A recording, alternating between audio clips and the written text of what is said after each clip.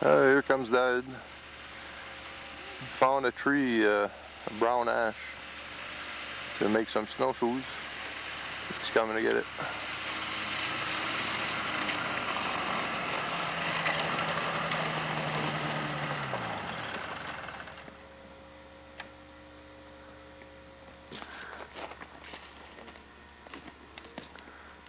Yeah, see, he's going to get that tree right there, I think it is.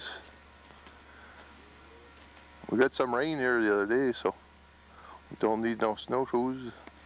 Nice hard crust, you can walk right on it. That's a good one. Oh. He's gonna dig down a little bit there to get right to the bottom of the tree.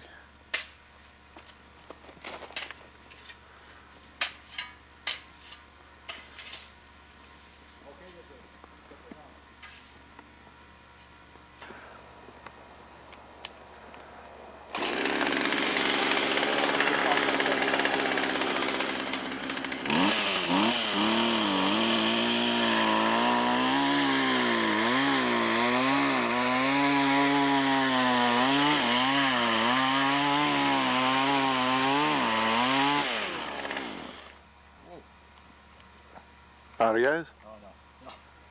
Oh, I took the wrong one.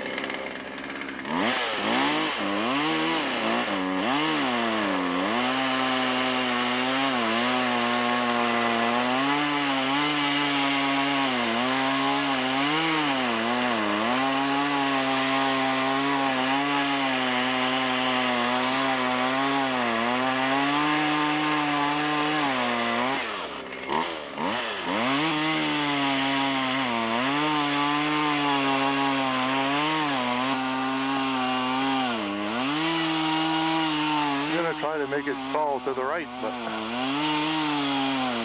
have a feeling it's going to fall this way. Oh, there she goes. Huh? Hey,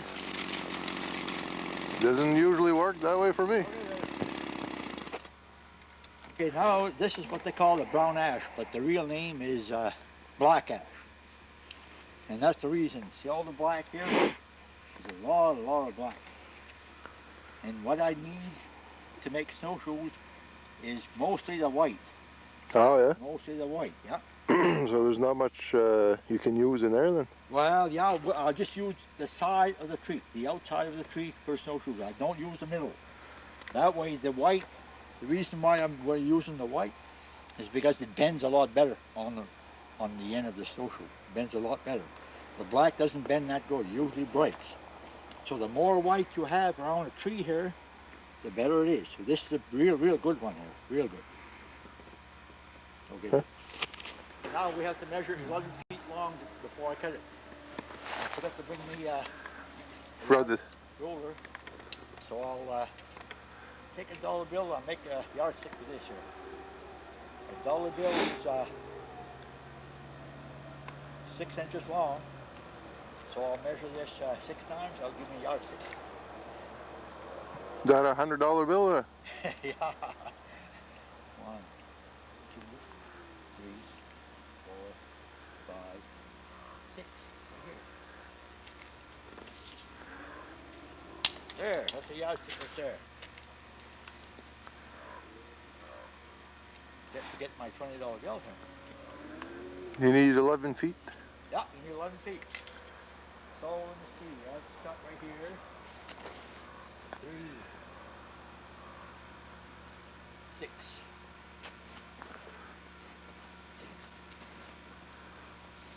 7, 8, 9. And 11, right there. There, I'm gonna cut that right there. That's gonna be 11 feet.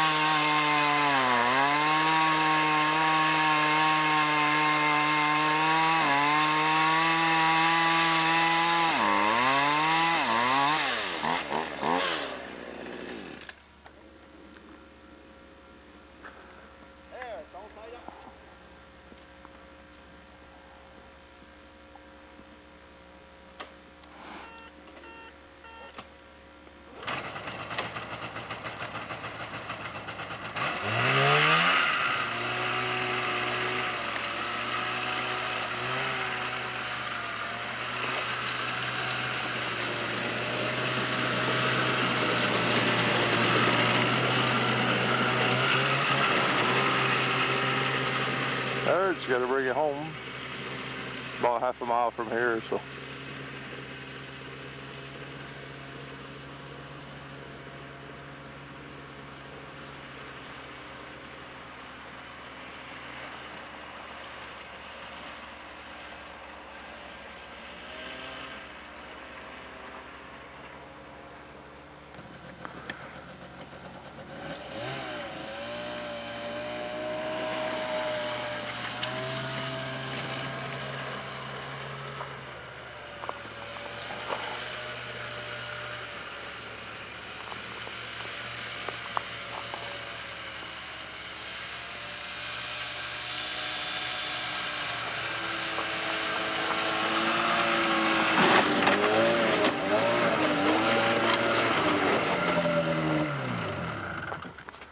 We got her home. There we go.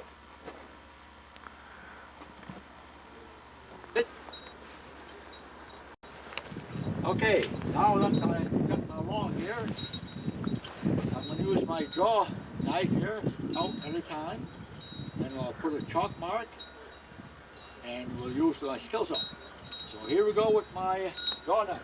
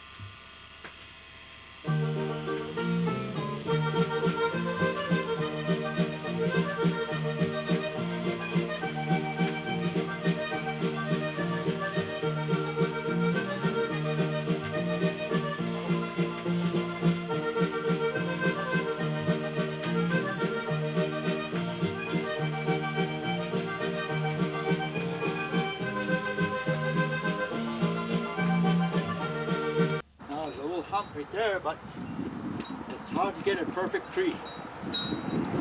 Edmund Terrio, that I took classes with, told me that we've been doing that for 40 years and he never found a perfect tree yet. There's 4 things that you got to have a perfect tree. It's got to be straight, no knots. It needs a lot of white here. This one's pretty good. You need a lot of white outside here. It has to bend good once you have it put over your mobiles. So now I'll get my a snap line for my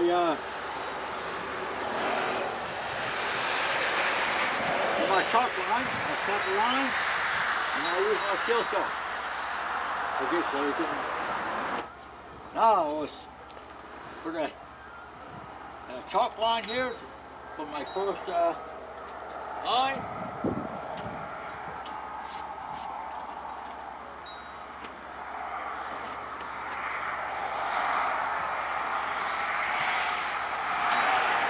There, look at that.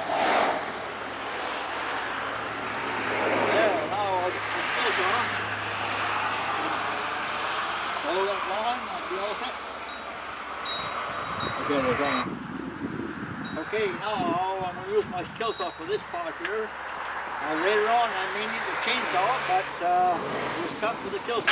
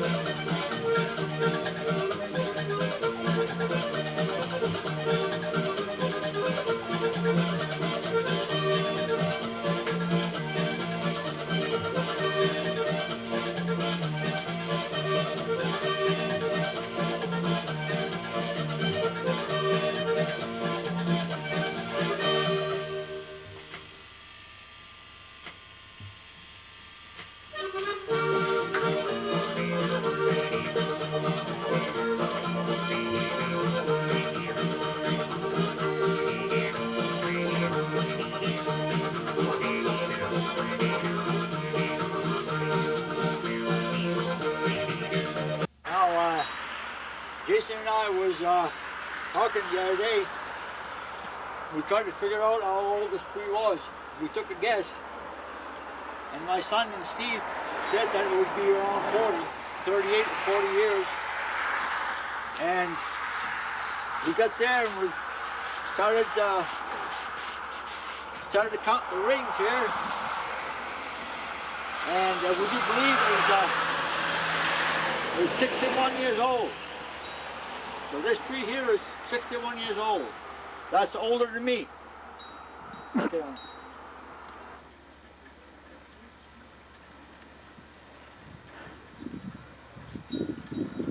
Now, this is what I've done so far.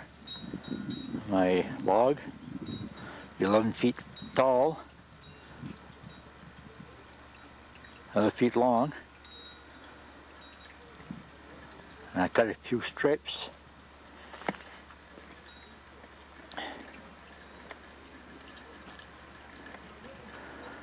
That's how it's shaped right there for now. Now a lot of people tell me that I should bring that log to the mill. Well, they will screw it up real bad, because it's just the outside of the tree that's good for me. The inside's no good, too hard. It won't bend. So it's just the outside. Once that's brought that in my shop here, I square this off, 1 inch square on the table saw. Then I put that on my planer, bring that down to 7/8. And then from there, I bend it on my molds here, which I will show you later.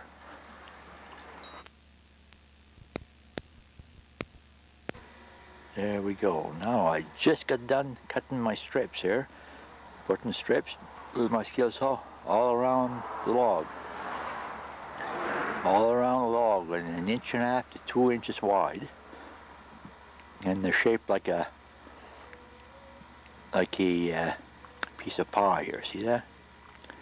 Now what I do now, to get them apart, I have to put some hardwood wedges in there. Hardwood's a lot better than softwood, it lasts longer. I have to drive that in all the way on one side here. That kind of makes it move and give. And then I put that on this side right there. Then it's going to give and it's going to come. And then it's easier to get to the second strip and the third. Very easy to get at it. And in some cases I may have to use the skill saw again there. But once the first strip is gone, it's very easy to do. Very easy to do. Now today here I'm doing that by myself here. I lost my cameraman. He asked for more wages, but I couldn't give it to him, so he took off. So I'm all alone with that now. Back to this here.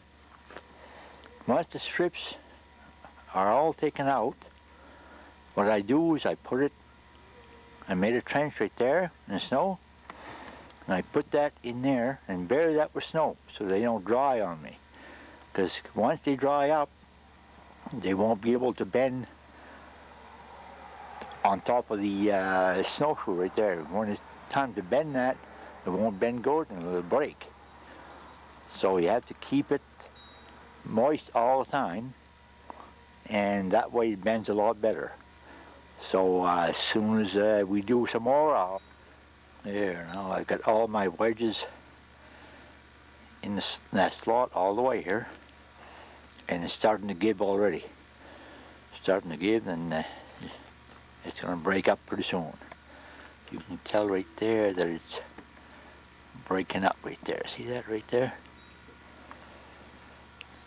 And then, like I say, it's going to be easier to get the second and third strip as you go.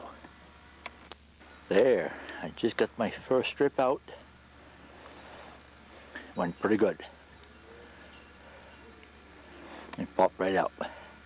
And the second one's going to be a lot easier to get.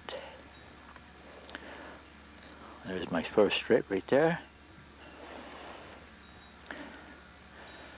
And now what I've do now, what I have to do now is bury that in the snow right there so that they don't dry up on me, because I'll be doing the others here. And I'll bury that with snow and I won't, there, I've got 3 strips taken out. It's coming out real good. 3 strips of those taken out, and I put them in the snow as I go. And a little later on I'll bury that. That's what's nice about doing this in the winter time. You can put that in the snow and they'll stay nice and cool.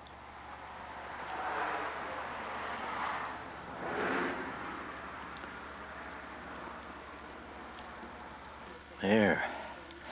Finally, that's what's left of that log. Just the center part, that's no good. Just good for firewood still.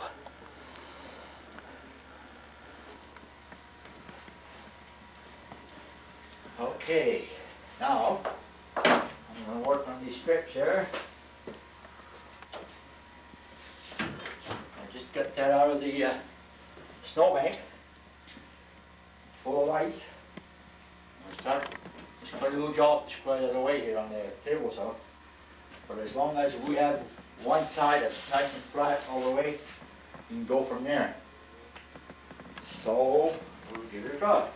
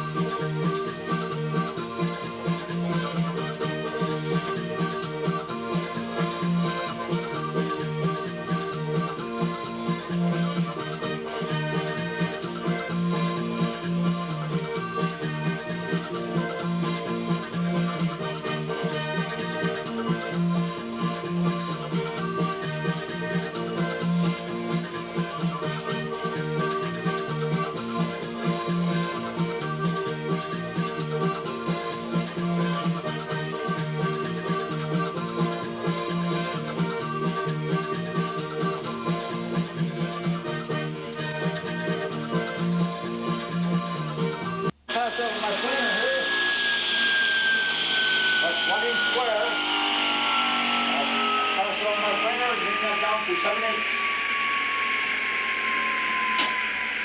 Whoa. Yeah. Don't fit her.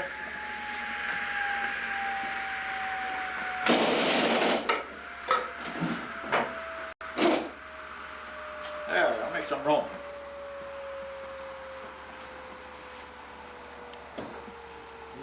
See. Look at that.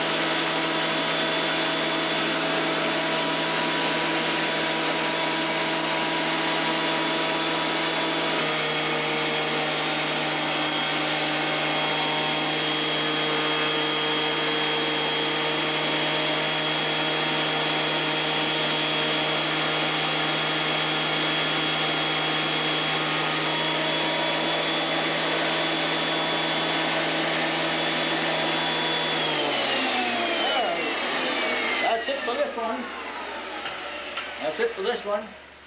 This is nice and smooth here. About 7-8 inch. Nice and smooth. This knock here, I may have to take it out. I may have to cut it here, make a short pair of snowshoes with this one here. This is where the knot is, it'll break right there. That's going to break right there. That's no good. So I'll cut it here and make it. Now I need another one just like this to make one pair. This is good just for one snowshoe. So now what I'll do is go outside and put that in the snow, and we'll bring in another piece.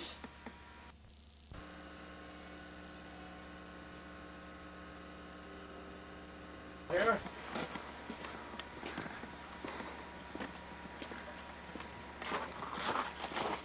I got 2 or 3 others in there already. You won't run over that with the snowblower? Oh, no. No, we'll get some more snow. Now, just bury the snow is light, so that keep it wet.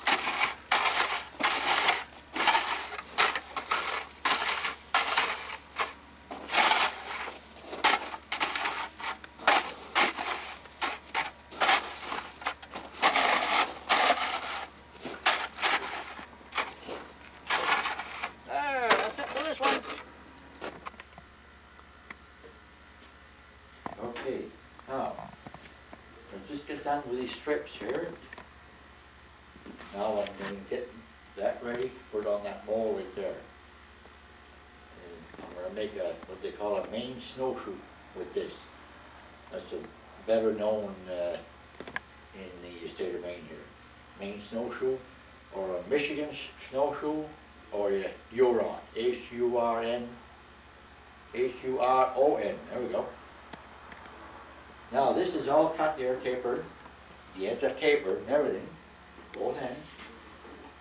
What I'm going to do is put this little green strip here on here like this, tape it real good. This is the center of my snowshoe here. Tape this on there real good, so when it comes time to bend it over my mold, it's going to go on a lot better without breaking. So I'm going to start taping some of this here.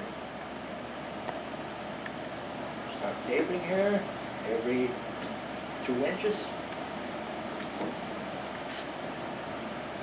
There we go. And I'm going to do that to both of them.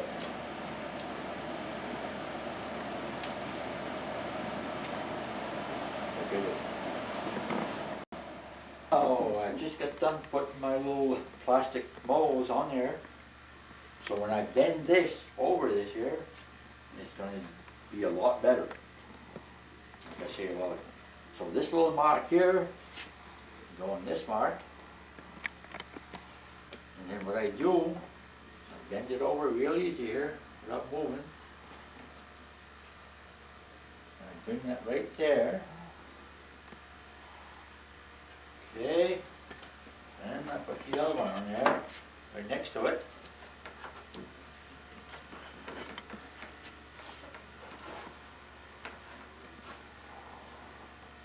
There we are. And there's my mark.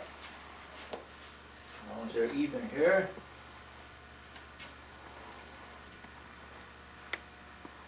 There's my mark. Now, for a spike in these holes here, made for that. There's 2 of them here. There we go. Now, put a little shim here, like this here, right there.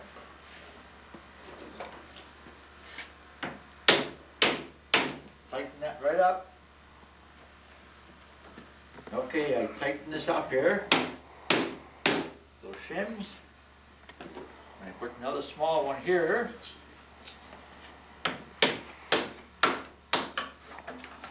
Another small one. Make sure it didn't move, that's my mark.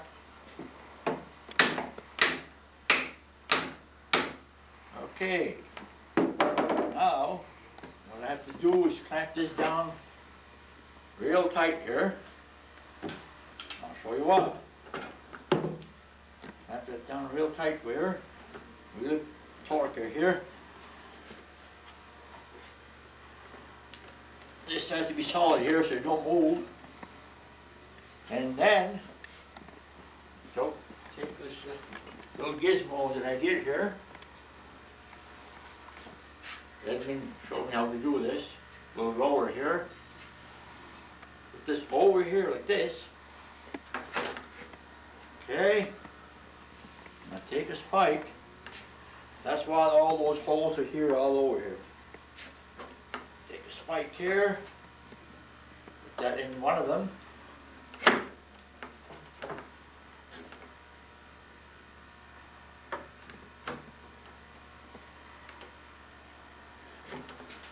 There we are, right there. Now, what I have to do is bring that down real easy, so it don't break. And just hope it don't break. Some break. You have to bring that down real easy, like this here.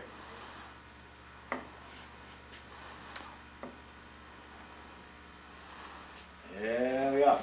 Coming good. Now, at times you wish you had 4 or 5 hands here.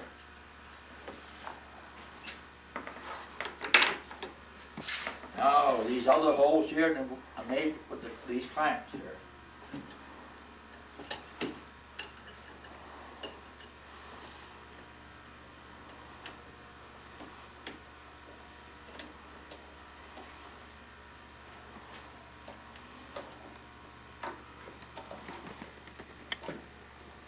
There, just clamp that down here.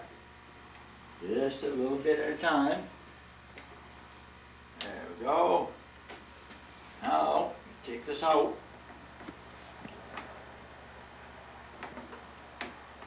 If you can. Put that in a different hole. You know, put that in a different hole. Right there. There. Right there. And do a little bit more.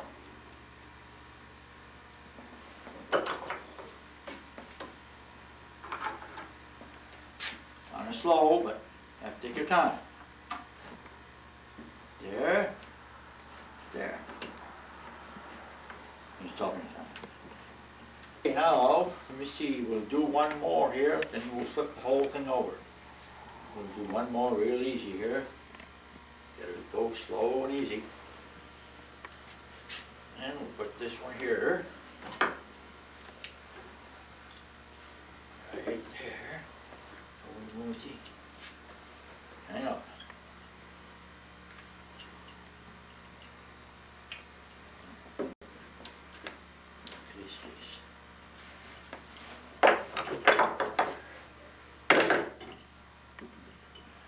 There we go. It's the wrong clamp. There.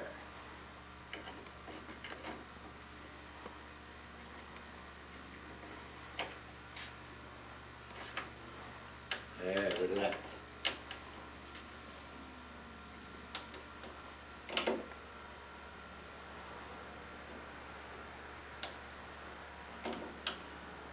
Close them right up. Look at that. See, boys. There, what I have to do now is flip it over. Okay.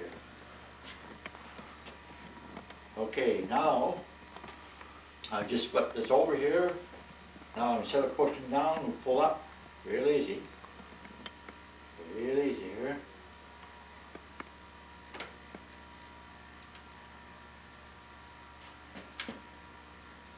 Easy does it. Now we kind of make it whole there.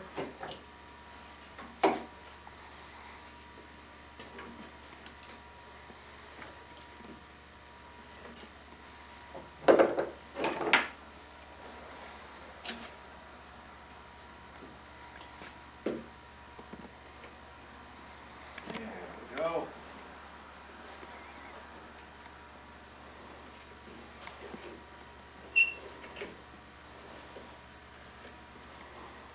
There.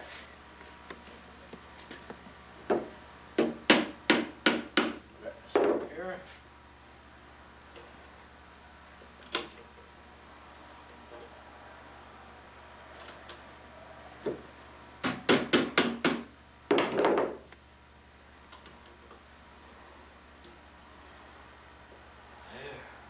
A little bit more.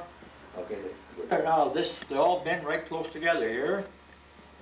And now what I have to do is bring these the tail end right together with this long flat here. I have to really torque her here.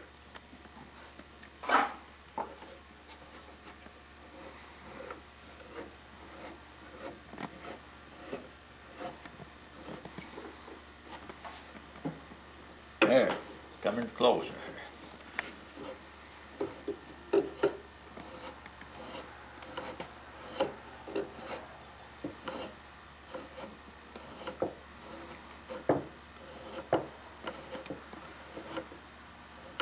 There, I'm almost at the end here. Okay, it is. Okay. Okay, now I just torque this together here. Then what I have to do next is bring this up here. Put a little job. Bring this up so it looks just like this one here. This is one I put on a mold here 3 or 4 days ago, and I have to wait another week or so before I take it off, and it has to dry. When it's nice and sunny outside, I put it outside and it dries real fast. So this one did bend pretty good here. It's a small pair I did. And when I'm done with this one, it's going to look like this one here. So that's it. Okay, now what I'm doing now is putting some slots here, 1 inch long, a quarter inch deep, 1/4 inch wide, to put my cross piece. I need 2 different cross pieces here. I just got done this one here with my wood chisel. So now, I just got done making my cross piece here. This is how it looks. Peak, just like a whistle. And this is what they call the stopper here. So that goes right there. Right there. Look at that. Now I just did the same with the front here. This one here goes right in that slot. Right there. There. Now all I have to do is the other one here, and we go from there. Oh, okay.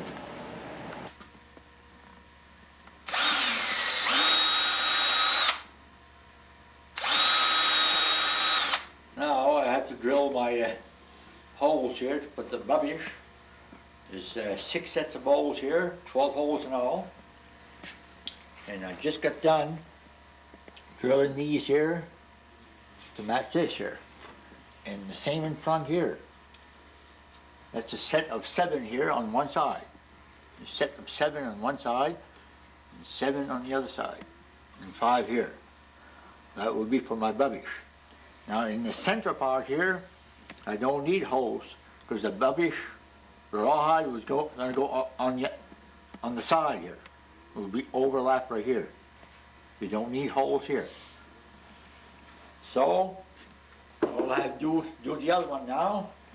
Then we'll start working on the cowhide for this here. Good. Okay, I just got this hide here from Adam Dubé in Frenchville. That's a big cowhide. Looks yucky, huh? I just got that to make my rubbish, my rawhide. Now what I have to do is get a solution ready here.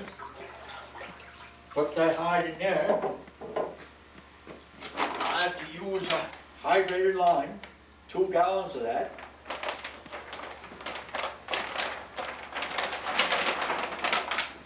Two gallons of that. I put some in a while ago there. And I need 3 gallons of hardwood ash. In there too.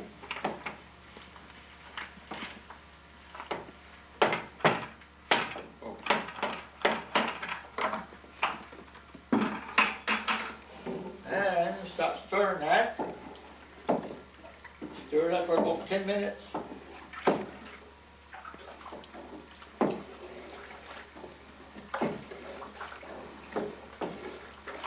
What that does is, when I put that in here, it's going to loosen all the hair of it, and it's going to soak in there for 3 days.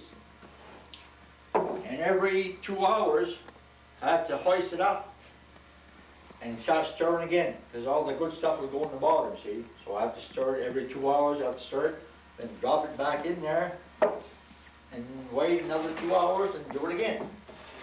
This, I have to do this for about 3 to 4 days. Do this for about 3 or 4 days. And then I jack it up and I start pulling the hair off it easy. If it comes off good, well, it's time to start scraping. And like I say, this is a big cowhide here. What I may have to do here, if it doesn't fit all in there, I may have to cut it right in half.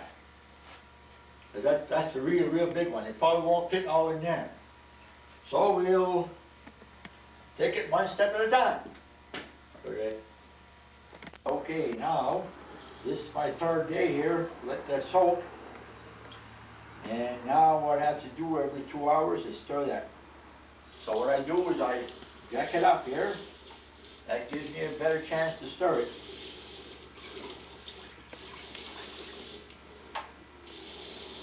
Looks yucky, huh?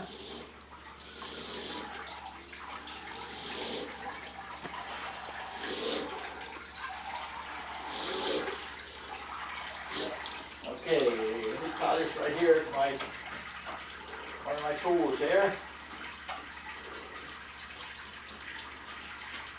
Then I take a paddle here. Okay, I lost it. I lost it. I take my paddle, stir that around. Look at that. Looks just like chocolate milk. Don't smell too good. And I can stir this around here. Phew, oh, tough. Move it around 2-3 minutes here.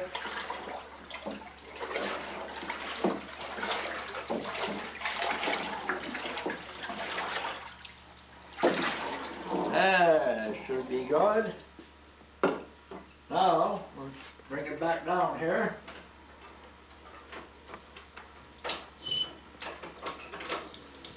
Bring it back down nice and easy.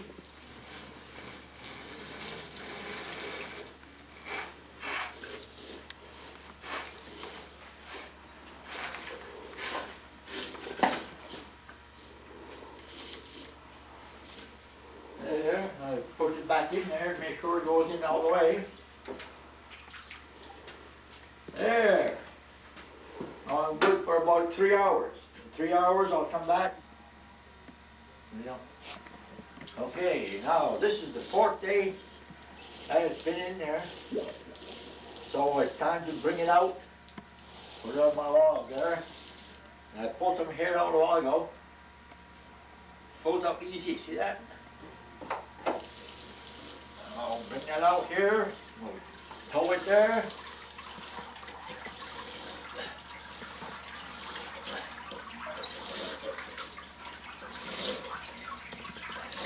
There, bring it there. Look at it.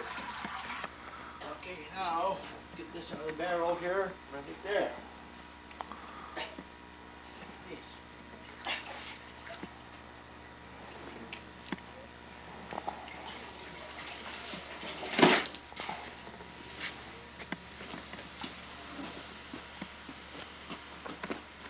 There, give it. Special tool I had from Edmonton, Ontario here. Take the hair off. Now I just pull some here, it comes up real good. So we'll use this sharp edge here, not too sharp, but you know, this gotta be just right so you don't pierce through the skin. So, here we go.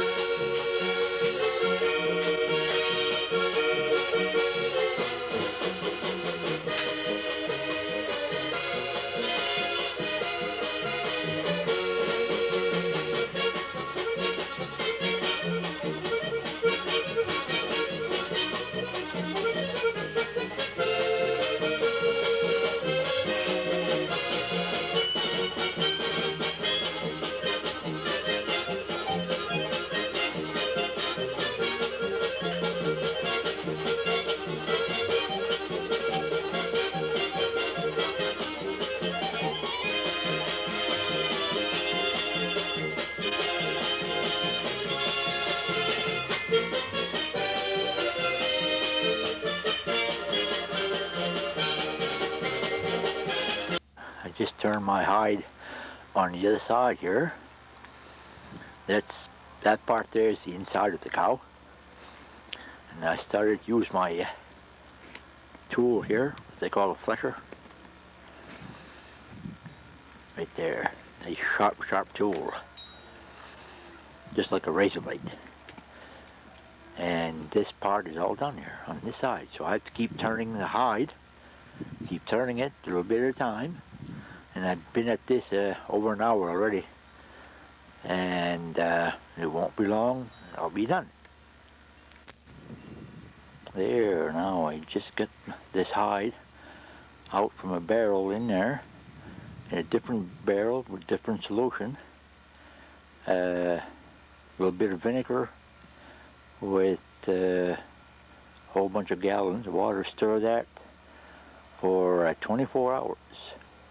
Then I just brought it back out here and I stretch it out on my 4x8 plywood here. Now it's going to be there for another couple of weeks maybe. I'll leave right in the sun here.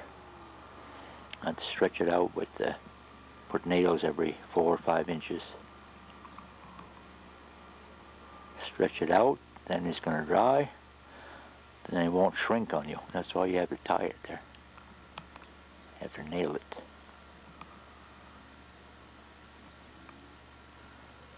Now that's just, again, that's just half of the hide here. That's the front end. Front half.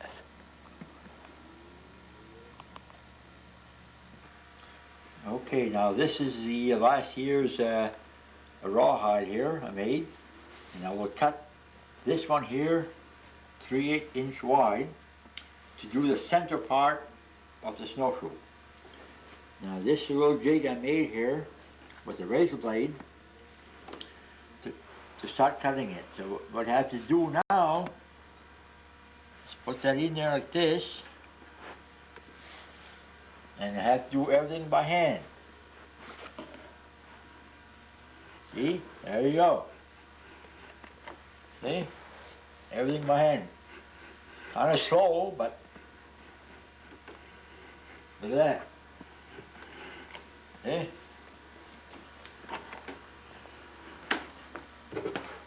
That's what it was. Watching. Right. There. Look at that. Cuts real good.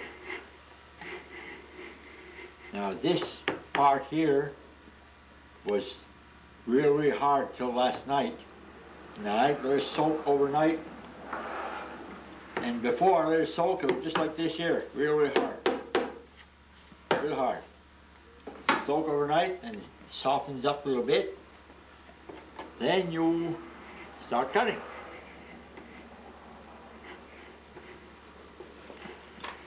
You have to keep turning around, turning around, turning around.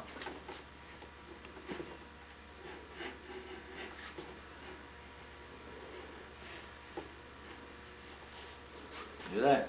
Coming pretty good. That's okay, man. Here's some of the rubbish I made. Must be 60, 65 feet in there, probably more. And it hardly shows what I did here. There's a lot more to do here. You didn't go quite far with that.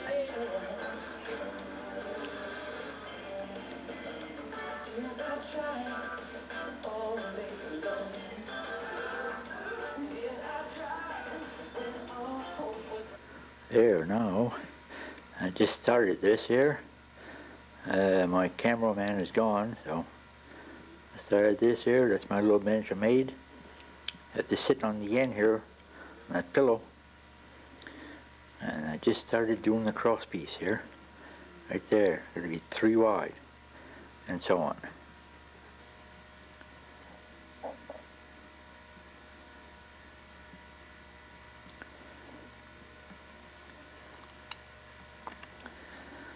I have to follow my diagram here.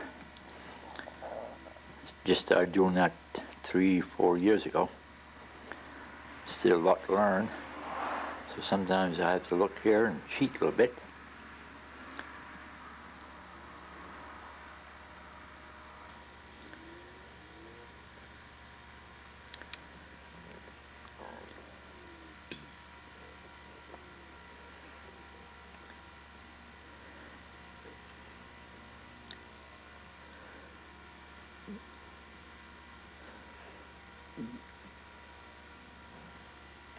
There. Now I just got done this one here, the middle part that is. Just get done here. Now I have to do the front part tomorrow with smaller bubbish in the back end here. And this other one too is complete here. The center part is complete. So that's it for now. There, now I just started the back end of the snowshoe here. That part I did the other day. Now I just started the back part here. It's a lot easier to do, real fast.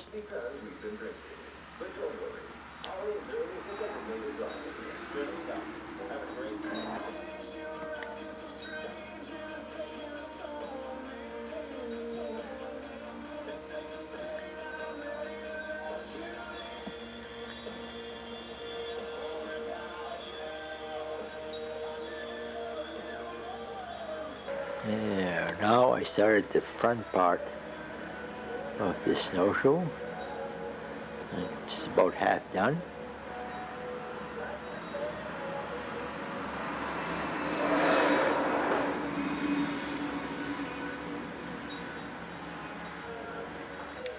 There, I'm almost done the front part. Just 5 minutes to go and I'll be done.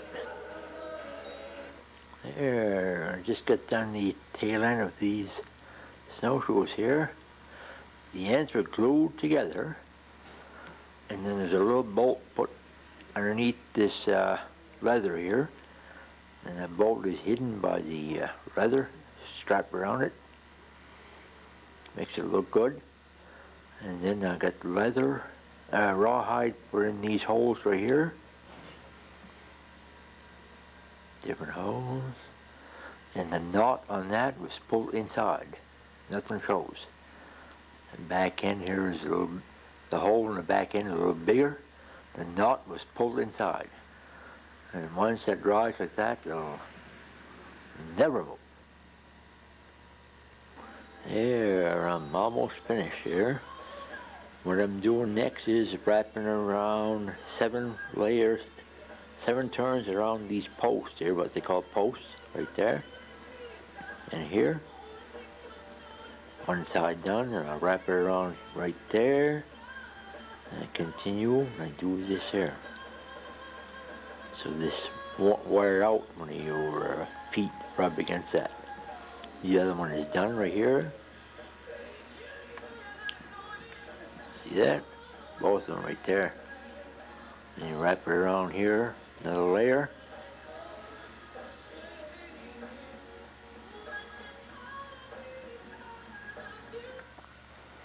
There, now we'll talk a little bit about the harness that I'm making here. This is some of the leather that I bought from Canada. That's the only thing I buy to make snowshoes. That's to make those bindings. And this is the board. I put that on to cut them here. And this is one of the jigs here too I'm using there, right there. And these are the strips that I've cut. Nice long strips here, about 1.5 inches wide. And then from there, I did cut a few here. The holes I made on some of them with the punch tool here. And I put that together with pop rivets. And this is also some part of the harness, short pieces and long pieces. And then I bought some buckles here, 2 different sizes. That's a large size, and the smaller one here. And I put a few together here. I did 3 different sets. And I just put together here. And it takes 4 buckles for 1 set.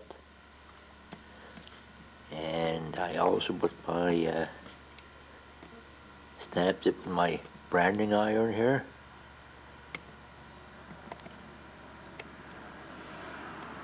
So it's quite a little process. There, now I'm almost ready to put the varnish to this spare here. They dried for 7 days, the bubbish dried for 7 days. Now it's nice and hard, stiff. And can varnish that with this this Hellman's mini wax thing here. And it's a clear gloss. I need 2 coats of that. 3 coats, really, 3 coats. And that's going to come out real good here. So it's coming pretty good with this pair here. After that, what I have to do is put the bindings on. And that should be it.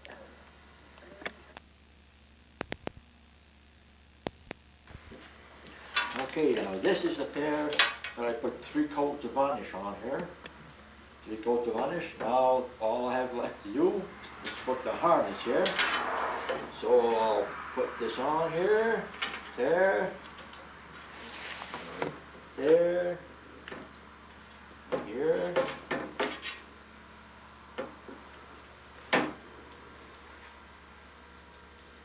This is the harness that I made here.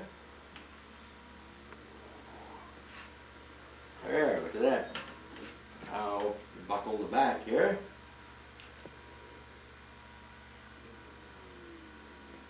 There. You put those underneath here, and you can adjust it, you know.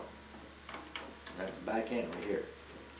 So that looks pretty good right there. And the other pair is made too like this. So that's about it for this pair. Now I want to talk a little bit about Okay, now I want to talk a little bit about different styles that I've got here. This is what they call the Maine Snowshoe again. It's very well known in Maine and Michigan.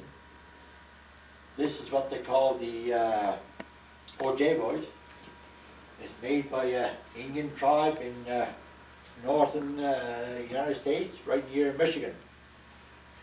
Now this here was the first kind of snowshoes they made, because it was easier for them to make it this way. All they had to do was join 2 pieces together, that was it, you know. But then after a while, they stopped making this here. They used to steam the end and make them that way. Anyway, these 3 pairs here, these 2 pairs are Ojibwe, and these are the what they call the Alaskan, or cross country. These 2 pairs are the same pair. And this is what they call the big bear paw. That's made for a heavy man here. Really real heavy man. And here's another pair for Ojibways here. Same thing. And then here we have different molds. This is all my molds right here. This is the Alaskan. This is the Maine Snowshoe here, or Michigan. This is a small cross-country snowshoe. This one here is the Ojibwe. This is a large bear paw. And here's a medium pair for Alaskan. And then I've got quite a few here that's made so I can lace next winter. Quite a few pairs of Maine Snowshoe here. They're all drilled and everything. The holes are in it, and the crosspiece are installed. Large Alaskan right here. And that's about it. Now, what I'd like to do now is speak a few words about my instructor, Edmund Terrio. he taught me an awful lot 3 years ago. I took classes with him, and it's just amazing how great of a man he is. He was telling me that he'd been giving classes at the college and at his home for quite a few years, and he was telling me that I'm the only one that did continue work on snowshoes. So he's pretty proud of that. What a great man he is. I also took classes with his son Brian, which is well known too, but this Edmund Terrio is really something else. It's just amazing what I learned from him, and boy, he surely appreciates me doing all this here.